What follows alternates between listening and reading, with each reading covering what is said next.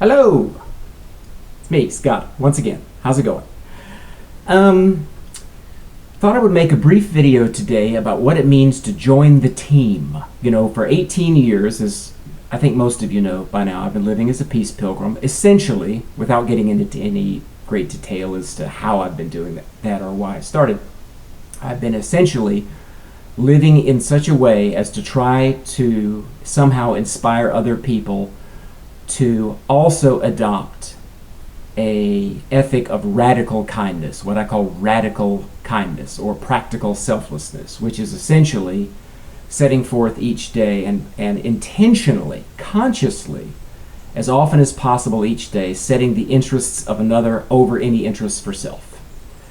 And sacrificing intentionally and willingly sacrificing personal comfort, success, wealth, etc., pleasure, in order to lessen others' suffering and or bring others more joy. That's it in a nutshell.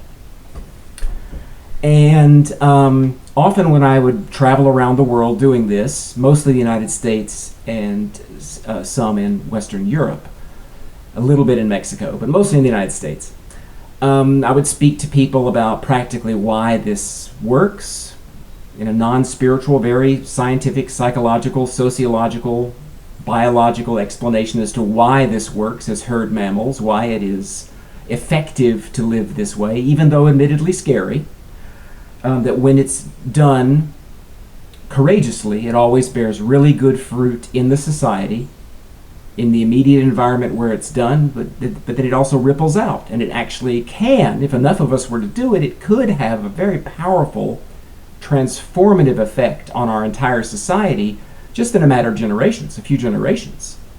It's just that in order for this to happen, I need help. I need more people to join the team. And so I would often say, hey, consider joining the team. And the most common questions I receive when making that statement is, number one, why? Why now? Why do I need to join the team? And two, how? What does that look like, joining the team? Can you be a little more specific? So I've explained that and answered that every time individually when those questions came, but I thought it would make sense, of course, to put a video out briefly talking about why it's important that we consider joining the team and why it's really important that hopefully more than a few of you consider actually doing so as soon as possible. So, briefly, why it's important now more than ever to join team kindness or team compassion, team community. I call it triple C sometimes, community, courage, and compassion or caring. And we'll talk about each of those in a second. The reason why it's really important now is if you understand anything about human history and look at it and transpose it onto what's happening today, it's pretty clear to see that certainly in the United States and Western Europe, but I think in many other parts of the world as well, it is a global capitalist oligarchy after all, and that's undeniable. There's no need to discuss that. We live in a globe-wide, globe-spanning capitalist oligarchy. That's just an unfortunate truth. And if you do any research into what oligarchies do and how they evolve, actually oligarchies by their nature have only one direction, and that's devolution, that's devolve into collapse and chaos. That's all oligarchies can do. There's no reversing course and going back towards democracy or decency or more socially just constructs. When you're in an oligarchy, you're stuck with it. And we are in one. And so once you accept that and start looking at what's happening with our current oligarchy, where there are more and more every day, more and more really, really poor people, and fewer, but rich people, and those wealthy people who have the power and are literally running the show on a sociological level. There are fewer and fewer of those, and they are wealthier and wealthier and wealthier. And when you recognize the concurrent truth that corporations and politicians, and to a large degree, all domestic police forces in all Western developed countries are all in harmony to support the interests of the few against the needs of the many, you realize it doesn't take a rocket scientist to sit back and realize we don't have too much longer before this really hits the fan. It already is starting now, and it is really, I firmly believe, going to get really bad really soon. And I don't want people to suffer. It is going to be a time of massive suffering. Ecologically, we're already on the brink, as any reputable climatologist will freely admit, if not scream from the rooftops. And economically, it's about to collapse as well, probably at the same time, or roughly the same time. And that's going to be a rough, unpleasant time for all of us. Yeah. Will it happen in 2 years? I don't think so. Will it happen in 20? Maybe. I'm looking at more between 50 and 200 years from now. It is going to really, really get hairy and not pleasant. Massive suffering, a cull of our species. And so the next dark ages, if you will. And that's just the way oligarchies work. They just continue to concentrate wealth and capital until they start running short on resources, and then they start abusing their citizenry. Look around, it's happening. And then once that doesn't work anymore, and they don't have new sources of resources to exploit, and they've already exploited all the people they can, they eat themselves alive and they collapse into chaos. And even though it appears as though that is going to happen, period, and there's no reversing course on that, I firmly believe we can minimize the damage if enough of us take a different tact, if enough of us take a different vector in our lives and start living a different way, a way that very subtly and silently and quietly but powerfully opposes the way of the oligarchy, right? And that's what I call joining the team, where you start to live as for the collective as opposed to yourself, and as opposed to circling the wagons and protecting you and yours, you have the decency and the courage to reach out and live in a way that embraces everyone around you, not just yourself or those who bring you benefit or safety. And because in the end, it is not the most powerful species or the most powerful being that will survive times of calamity, right? It's not the guy or the family hunkered down with the most AK-47s in the woods. That's going to draw others to you for conflict, and even if you do survive, what kind of life is that? Hunkered down behind a wall, shooting at anything that moves. That's not a viable, peace-filled, worthy life. We want to live a beautiful life of peace and joy and harmony and compassion, right? And it's possible, but you can't put up a wall and collect a bunch of guns and get ready for the showdown, right? Instead, we need to adopt a different way. We need to join the team. Join the team, which is adopt the opposite of that mindset, which is communally based, self-sacrificially based. It is a joy for me to give to the other as opposed to myself based. And there are 3 essential planks to joining the team. Everyone out there watching this video, I realize 99% of you have already turned it off, and that's fine. This video is really not for those who are not interested. So if you're not interested, that's totally okay. I'm not offended. I need the help if this is ever going to work. If our species is ever going to survive in any viable form, we have to adopt this collectively. At least a larger portion of us do. No question about that. If you're not up for that right now for whatever reason, that's fine. Just turn the video off, maybe come back to it another day. And yet I believe firmly there are people out there who will watch this who want to join the team and want to know how to do so. And here's how you do so. I got little signs here. Now I'm going to hopefully know how to flip this around so you can read these. If I can't, it's a mirror imaged. Fortunately, it's very simple. This says the first one is community. You have to live community based. And what I mean by that is 2 things. First of all, it's self-sustainable. And second of all, it's generosity-based or giving-based. And what that means essentially is very quietly you go off the grid. Now, that doesn't mean you need land in the middle of nowhere. You can do this in a high-rise, right? You just need to find like-minded folks, between 10 and 20 of them, heck, between 8 and 15 of them, if you will, but you need to have a collective of people who agree that this is important and agree to support one another and become self-sustainable. Find ways of growing your own food, collecting and purifying your own rainwater, installing solar panels or maybe tiny windmills so you have a source of basic power, and agree every day that you will invest the majority of your energy in helping one another. And eventually you get to the point of real self-sustainability, where even if the government cracked down really hard and or completely collapsed, you would be able to thrive and help those around you who would be suffering. Self-sustainability. So we need to take our energy and efforts away from mass media, social media, religion, and politics, and invest all of that into developing intimate, generosity-based, self-sustainable community. That's the first thing. If you start today, your kids, and certainly at the very latest your grandkids, will thank you, okay?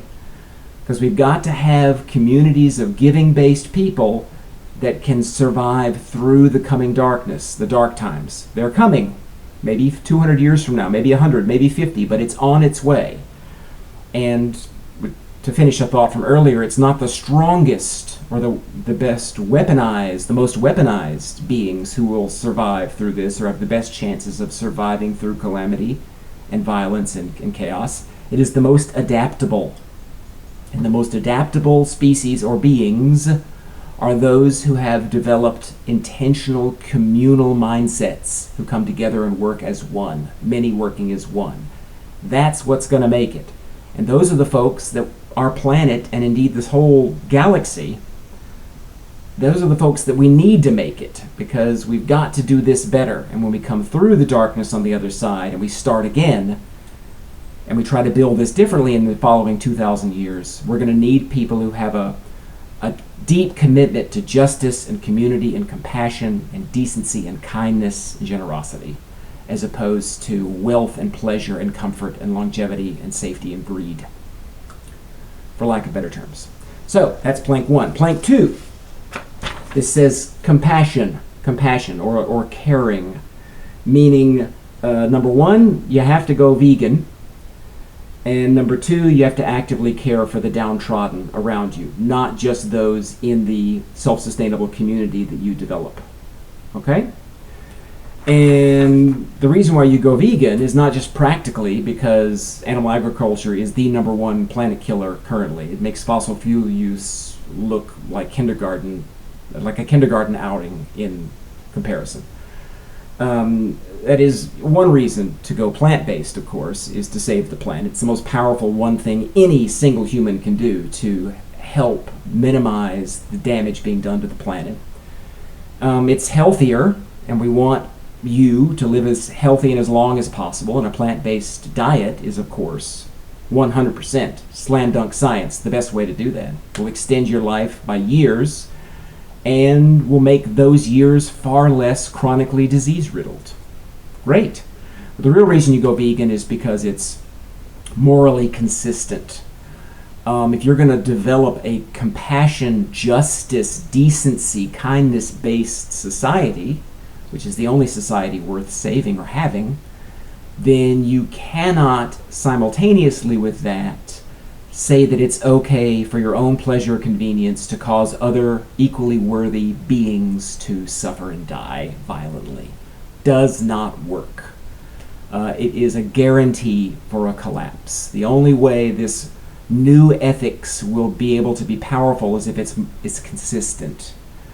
And so, for practical reasons, as I've already mentioned, but really just for ethical consistency reasons, to give your life potency as opposed to just the right direction, you'd have to go vegan and decide that you will never intentionally, accidents happen, but you will never intentionally harm another sentient being for your mere comfort or pleasure. And the other one is care for the downtrodden, which is obvious. While you are establishing, and certainly once you've established your self-sustainable community, then you are morally called, we are all morally called, to go out and look for those who are sad, depressed, frightened, scared, hungry, thirsty, homeless, and clothe them, and house them, and help them, and care for them, and love them, and speak with them, and do what you can to ease their suffering as well. And that on an active, courageous level every day. That becomes part of your life every day. A little daunting to think about at first, because we all think, I don't have enough time or enough money, and it's scary, and they're terrifying people, and they're desperate and violent, and all those things we've learned. And a few of those beautiful friends of mine who are home free have succumbed to that, yes, and some of those stories are true, yes. And as a home free person who has hundreds of homeless friends, that is almost never the case. And herd mammals being what we are, once you start treating another herd mammal, or another human in this case, like family, 99.999% of all humans will never bite the hand that's feeding. They will never treat someone who is acting like a friend as an enemy. It's not the way we're hardwired. And once you start living this way, of course, you'll know so much peace and pleasure, and not pleasure, it's bliss, it's beyond happiness, it's joy to live this way, and you'll wonder why you didn't do it in the first place. That's the only regret you have, I promise you that. And mentioning courage, that's the third plank, is we have to have courage, is the third way. And what that essentially means is two options. You can do both or either. The first one is peacefully protest, be civilly disobedient. And the second is show regular acts of flagrant kindness to strangers, and or anonymous kindness to enemies is also very, very powerful. And what I mean by the reason why you're protesting, by the way, is not to effectuate any change or overthrow the oligarchy or have the oligarchy admit it's wrong and start treating people with decency and caring for the poor. That's never going to happen, okay? The most any peaceful protest action or civil disobedience movement has ever done is get a few relatively meaningless concessions from the powerful. The Civil Rights Act was great, it was a victory, but if we look at the reality of the situation, slavery just went from being overt to covert, right? And racism went from being the accepted norm to now just whispered and acted on under the table, right? So that was just a meaningless concession, just to keep people from overthrowing the oligarchy, to keep us in our place, to keep us servile and timid. And so if you do an act of peaceful protest, make sure it's peaceful, because they want you to be violent, right? The oligarchy wants you to get violent because it wants an excuse to start shooting you. That's what it understands. The oligarchy understands power through force and violence, period. It does not understand peaceful protest. So maintain a peaceful stance, and if you want to Google peaceful protest effectiveness, there are tons of really cool studies that have been done showing it actually is the most effective way to effectuate short-term change. And if it is consistently and consequently performed, it does work for short-term concessions and appeasements. Some good will be done, yeah? But the most important reason why we peacefully protest is you get the attention of the oligarchy away from the people going off the grid, right?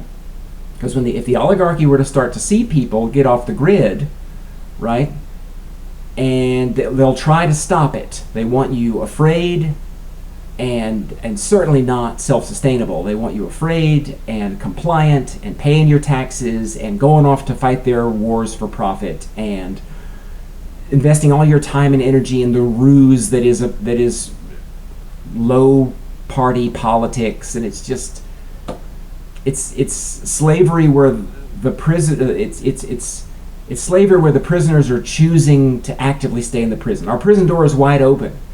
And the oligarchy is getting us to stay in our cells volitionally, right? And what protest does, peaceful protest does, is it terrifies the oligarchy, and the oligarchy will crack down on it and watch it and wonder about it and try to discredit it and propagandize against it, and it'll invest all this energy in quelling the peaceful protest. And meanwhile, thousands of people can very effectively and very quietly and very secretly just disappear off the grid.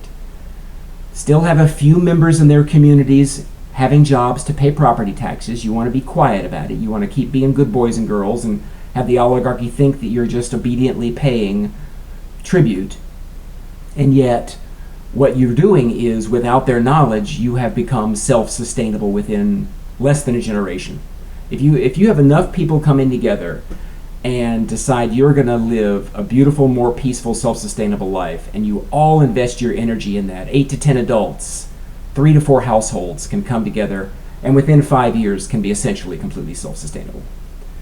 And then no matter what happens, you're not obedient to fear, and you're living a meaningful existence. And no matter what happens, you know you have food, and you know you have water, and you know you have a modicum of power, and you know that if something happens to one of your community members, that the other households will come in and absorb that suffering and help those people. And then you can go out and help the others in your community outside your commune, for lack of a better term, right? And if you are going to be boldly, loudly, and peacefully protestive against the injustices being inflicted upon the poor and the downtrodden in the world today, then that will keep the eyes of the oligarchy away from those who are leaving and developing these beautiful communities, secretive communities, that have an exponentially better chance of surviving the coming times of chaos and darkness. And it will focus the attention elsewhere and allow more of these people to escape and live beautiful, fruitful lives this generation, and then pass that on to their kids and their grandkids when it probably will get pretty hairy, and only those people in those communities will be surviving to come out the other side and hopefully rebuild this thing anew in a more peaceful, just, and compassionate way. Right? Our species, we have so much potential. We have so much potential to be so good, and most of it, almost all of it's being squandered because it's scary times, and we're afraid, and we're cowering, and we're judging others, and we're censoring others, and we're canceling others, and we're not listening to one another, or we're not embracing one another, or caring for one another because we're scared. And we have good reason to be scared, because the vast majority of us are homeless or right one financial emergency away from being on the street. That's how far we are. And certainly in the United States, and getting that way in a lot of Western Europe as well. Even Scandinavia is heading that direction, unfortunately. So it's going to hit the West within a couple of generations all across the board. And so we got to get ready, and to get ready we got to have people join the team. Join the team. So that's what I'm all about, and I'm going to spend the rest of my days until the day I die doing whatever I can to powerfully spread this message and to get as many of you as possible to join the team with me, and to try our best to get as many of us as possible living in a way worthy of our potential that can then one day come through the darkness and rebuild our world in a way worthy of our calling, you know, as compassionate, caring, decent, loving beings. Anyway, I think that's it. So, love you guys, and yeah, that's it. I feel good about it. So, any questions or comments, of course, you can email me. I can't always promise to respond promptly, but I do respond. So, rediscoveringpeace@gmail.com or rediscoveringpeace99, the number 99, all one word, at protonmail.com. And you can also check out the more videos on my YouTube channel. My Facebook profile is open to the public. I've got a lot of stuff there along these lines, on this theme. My website, you can just Google Scaughdt, SCAUGHDT, and my website just pops right up. You can check that out. A lot of good stuff there too. But in generally, it's crystallized now for you. It's a simple 3-plank triple C team, right? Community, compassion, courage, or community-based compassionate courage, or courageous compassion in community. However you want to do it, the order doesn't matter, but those 3 things are needed. And if you do those 3 things, even for a few minutes every day, then you're on the team. You're on the team, and you know you're doing your part to see that we have a real chance of seeing this through in the coming generations and centuries. Okay, that's it. Love you guys. Peace out, and I'll talk to you again at some point.